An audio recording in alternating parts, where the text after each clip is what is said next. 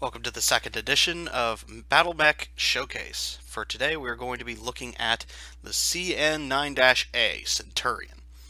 Originally built by Corian Enterprises, Jellistar Aerospace, Marion Arms Incorporated, Alphard Trading Corporation. Production year was 2801, so after the fall of the Star League. Medium battle mech weighing in about 50 tons with a Corian model K7 chassis. Armor was 8.5 tons of Starguard 3. Its engine is a Nissan 200. Its communication systems, Corian Transbard J9. Targeting tracking system, Corian BTAC. 10 heat sinks, a speed of 64.8 kilometers per hour, and one of the more plentiful medium mechs that you'll ever see. The Centurion was originally designed by Corian Enterprises in 2801 to complement their Trebuchet fire support battle mech. In order for the Centurion to perform this duty, it was equipped with a heavy and varied arsenal that allows it to strike at enemy units at a variety of ranges and made tough enough to survive considerable punishment. Born on the battlefields of the First Succession War, the Centurion performed admirably, and it quickly became associated with the armed forces of the Federated Suns as its unofficial mech. Best known for making slow and steady advances, the Centurion was also capable raider, and the formidable appearance of the Luxor autocannon gave its pilot a psychological boost.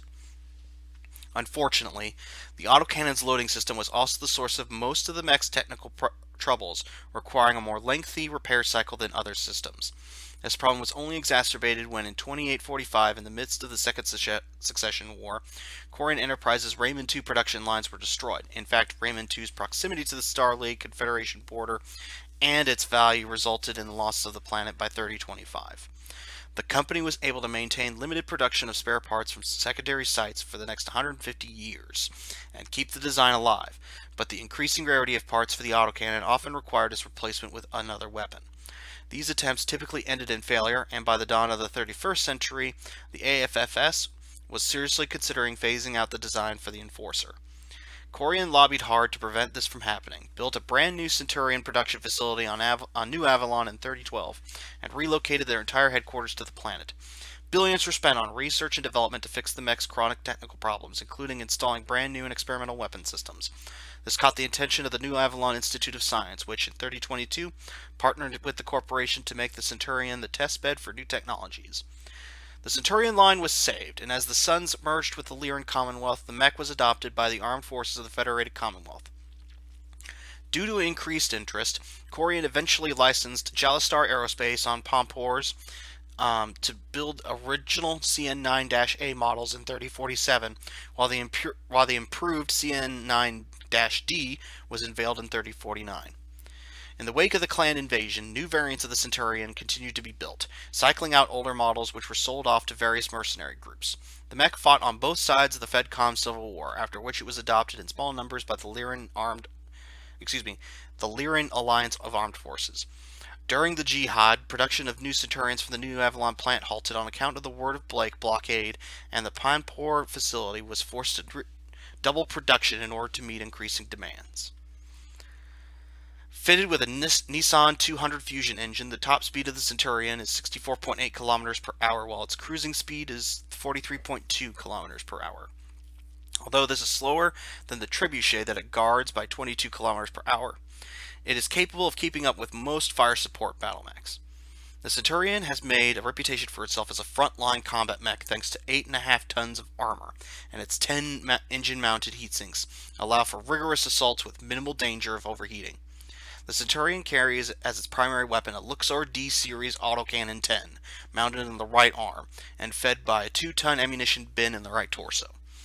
The loading system for the autocannon is notorious for its defects, and forces many technicians lacking the necessary spare parts to replace the whole system with another weapon, a task made even more arduous by the custom-fitted nature of the weapon. Also supporting the Centurion's long-range fire capability is a Luxor 3R LRM-10, with 2 tons of reloads in the left torso. The Luxor LRM allows the Centurion to both assist in fire support and to be used against mechs closing with the Centurion. As its last secondary weapons, the Centurion carries in its center torso 2 Photech 806C medium lasers, one of them rear-mounted. These lasers allow the mech a good close range striking power against enemies who make it through the combined barrage of autocannon and LRM fire. The Centurion is one of my favorite mechs. It is sturdy, it is reliable, it is very flexible in terms of its firepower, and it has just this general look about it that gives it that BattleTech feel to it. I've been using Centurions ever since I was a kid playing the tabletop, ever since I was a kid playing Mech Commander Gold. These mechs have been in the game for probably since close to inception. And the pedigree that this mech has, the favoritism this mech has amongst a lot of fans, definitely makes it show. So, I'm glad that this mech got brought into the fore by not only in MechWar Online, but also in BattleTech. And so, thank you all very much for watching. I hope you appreciate the work, and until next time, God bless.